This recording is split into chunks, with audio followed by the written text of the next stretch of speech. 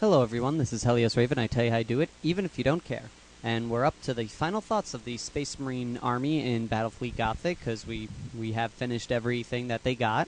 They did, like I mentioned, they did introduce Space Marine specific Space Hulks. They also did special Space Marine chapter-specific strike cruisers, and they even at one point did have rules for the Rock, but eventually they got rid of these rules off at least the specialist website, and I haven't been able to find them. So like I said in my first video, if anyone knows where you can get a copy of these rules, please leave a comment, send me a link. That I'd greatly appreciate it. And now let's move on to the final thoughts about the Space Marines in general.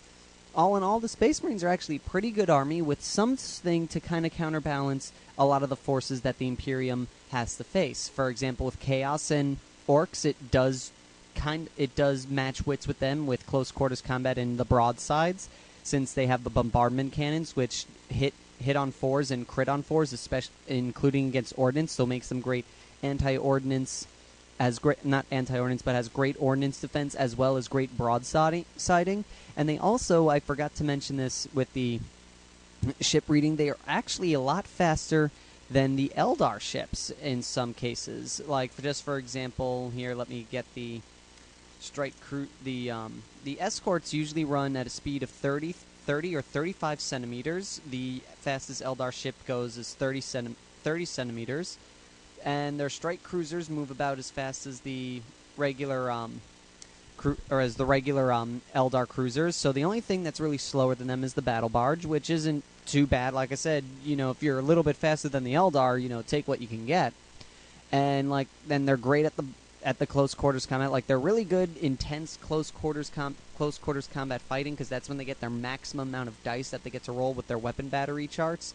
They do have some long range with their torpedoes and the Nova class frigates lances. They are great with the boarding actions, since they have a +2 to their boarding actions and a +1 to their hit and runs, and they do reduce +2 and +1 from the. They do reduce by 2 and 1 enemies that board and hit and run them, which is also really great. They have the Thunderhawk gunship, which has a 4+ save. It's an ordnance weapon with a 4+ save and acts as a fighter and a assault boat at the same time. And in terms of their actual vehicles themselves, like I said, their escorts are faster or equal to the Eldar speed, which is really nice. So you get to catch up to them and get alongside them and broadside them, which is really nice. The battle barge is one of my personal favorite cruisers for the Space Marines. The strike cruiser's really nice, but it's not my favorite. But it could be worse. That is definitely for sure. Again, I think it's more of the fact that I just don't like the fact that there's only one of them, and I would have liked to have multiple strike cruisers. But again, what you're getting and what its point cost is all worth it, definitely.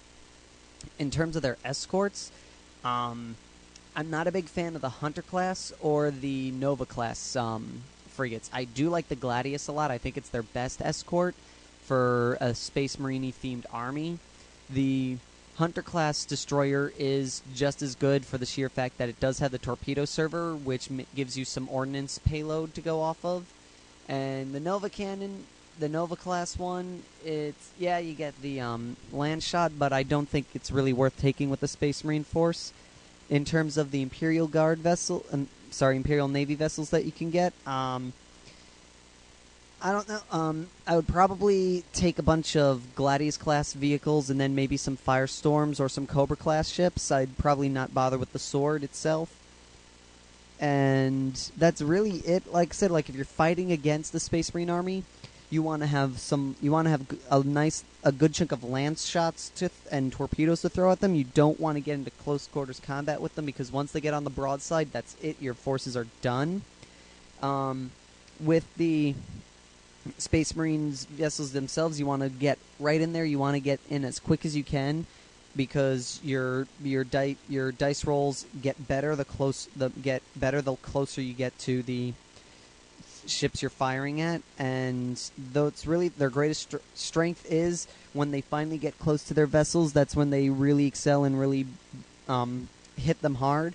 Their greatest weakness is the fact that they don't have any long range weapons, so they can't just shoot and have 4+ hits on vessels at far range, but they do make up with it with their speed, which is great since they are a little bit faster than some of the armies we've talked about. And like I said, they do outdo some of the Eldar. Their escorts do outspeed some of the Eldars, which is really great, and it's not an easy task to do. So that's basically all I can really say. But is it an army worth getting?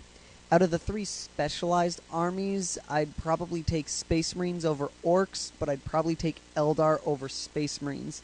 But then again, that's just my personal preference. I do plan to actually pick up a Space Marine army in the future if I can. And all in all, great army. If you want to stick with the Imperium, but you don't want to really do the Imperial Guard-ish type of stuff. Sorry, I keep calling it Imperial Guard, but if you want more of your Space Marine chapter type of stuff, then the Space Marine Force is really good. I think it's one of the nicer specialized forces, like I said. And that's really all I can say for the army in general, and that's going to be it for today. Tune in next week when we'll be looking at the Dark Eldar, and don't forget to look out for the continuing video of building a basilisk tomorrow, as well as an introduction to a new video segment. Hope you get to check that out. Until next time then, this is Helios Raven, signing off.